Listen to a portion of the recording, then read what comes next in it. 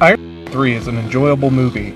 It really has everything you could want out of a big-budget, summery, popcorn movie. It's got explosions, special effects, fireproof sports bras, and Guy Pearce. It's not a perfect movie, but all in all, I liked it. Hell, I even liked the Mandarin twist. This is bullshit. At the end of the day, you get exactly what you paid for with Iron Man 3, which is a good thing. Shane Black and company knew exactly what it needed to be and did an admirable job at executing it.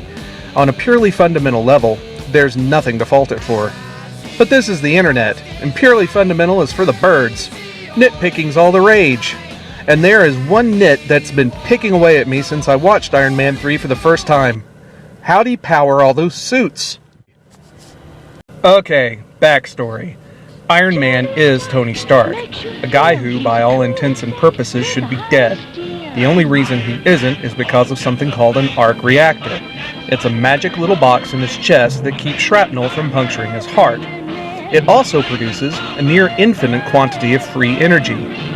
Outraged by the war profiteering he sees his company involved in, Tony uses the greatest scientific discovery in human history to power his personal, tailored-to-fit weapon of mass destruction to fight for truth, justice, and the American by-God way.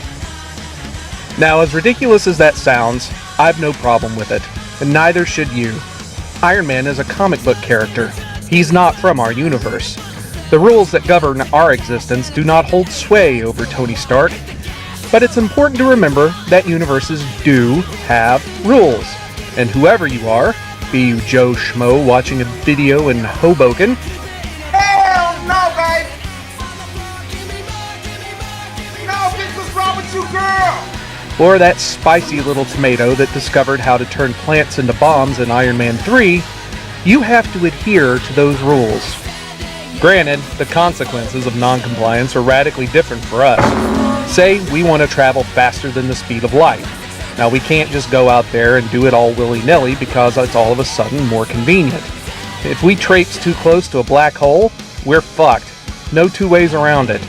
But in Iron Man's universe, breaking the rules just leaves you with this nagging little voice in your head that says things like, how'd he power all those suits? Here's the crux of the whole issue. The Iron Man suit only works because of the arc reactor, and the only arc reactor in existence belongs to Tony Stark. Therefore, an Iron Man suit could not work unless Tony is inside of it. Now, I base this on the events of the first Iron Man movie. You know, the one where the entire narrative is driven by the fact that the dude can't replicate an arc reactor and eventually has to tear the one out of Tony Stark's chest in order to power his big clunky ironmonger? Now, I'm not kidding about that being the entire driving force of the narrative. There's so much emphasis put into the fact that without an arc reactor, not only is Tony dead, but the suit is little more than an expensive piece of fetish wear, that it gets ingrained into the inner workings of the Iron Man, and by extension, the entire Marvel movie universe. It's one of the rules. Well, here comes Iron Man 2, and the arc reactor is no longer a necessary plot device. Tony's pal gets plastic surgery to look like Don Cheadle, and winds up commandeering one of Tony's suits in order to thrust a big old middle finger at Ayn Rand and her godless objectivism.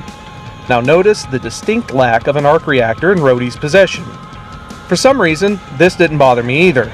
I've known about War Machine from the comic book for years, and it was logical that the movies would throw him into the mix as well.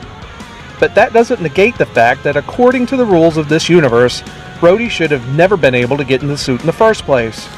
By the time Iron Man 3 came around, there was a whole new creative team, and they decided to collectively reverse the metaphorical polarity of the neutron flow and completely ignore the one primary driving force in Iron Man's universe, that you need an arc reactor to power one of these goddamn things. So now you've not only got the Iron Patriot wandering around, but the climax of the movie features about 1,000 unmanned Iron Man suits zipping around blowing shit up. Now, I've brought this up to some people before, and they've all said that each of these Iron Man suits are equipped with its own arc reactor. Well, fuck you, I say. Why? Well, let us harken back to Iron Man 2. In that movie, Tony Stark makes it perfectly clear that he has no intention to share his Iron Man technology, and by that I mean arc reactor, with the federal government or anybody else. Now, he does this in front of Congress, for God's sake. Now, aside from unintentionally casting our protagonist as kind of a prick for keeping a source of free, clean, renewable, compact, and relatively stable energy to himself, pollution. All around. Sometimes up, sometimes down. it also establishes him as a fiercely independent guy whose greatest concern is watching his creation get turned into, a war machine, I guess. If anybody's going to be blasting third world Middle Eastern despots into clam chowder, it's going to be Tony Stark, for Pete's sake. So that begs the question, in Iron Man 3, how'd the government get an arc reactor in order to power the Iron Patriot? I mean, if Tony's so damned worried about his technology falling into the wrong hands or otherwise being perverted, would he really risk having multiple spare arc reactors just lying around? For the sake of plot expediency, I guess, the whole arc reactor thing simply stopped being necessary to advance the story of the movies, and therefore, it gets largely ignored. There's an Iron Man suit, it's got a light in its chest, great! Let's boogie! The rules of the universe simply no longer matter.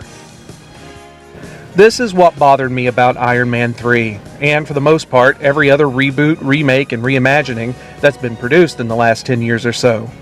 See, when a person creates a character, he or she is also creating the world in which that character lives.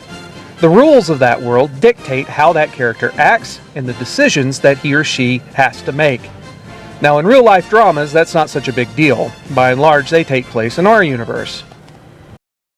But when you start dealing in wildly fanciful worlds where people fly around in suits of armor or go boldly where no one has gone before, these rules all of a sudden become a hell of a lot more relevant.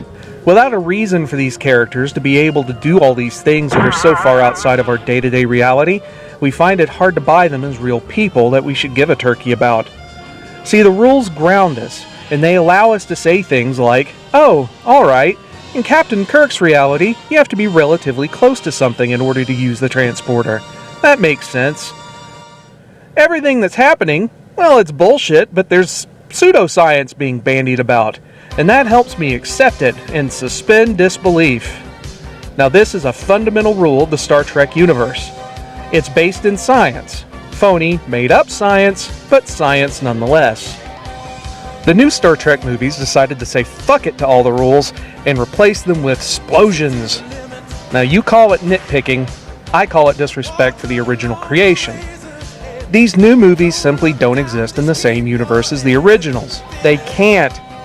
The rules established in the originals are completely disregarded and replaced with something new. New rules. And that would be fine and dandy if the makers of the new Star Trek movies didn't insist on trying to tie these new movies in with the originals. Shit! I'm getting sidetracked. Oh yeah, Iron Man 3. See, they set up a set of circumstances that are required in order for an Iron Man suit to work.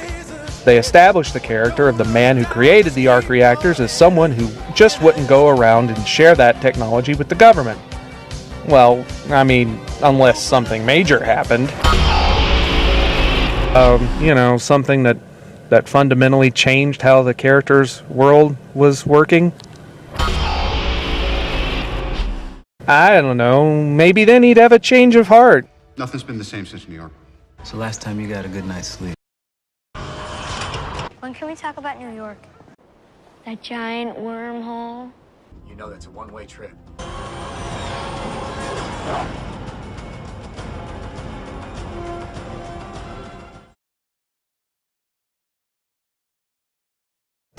Maybe he decided that for the greater good, for the defense of his world from this now looming threat, he'd trust his best friend with an arc reactor of his own to power a suit.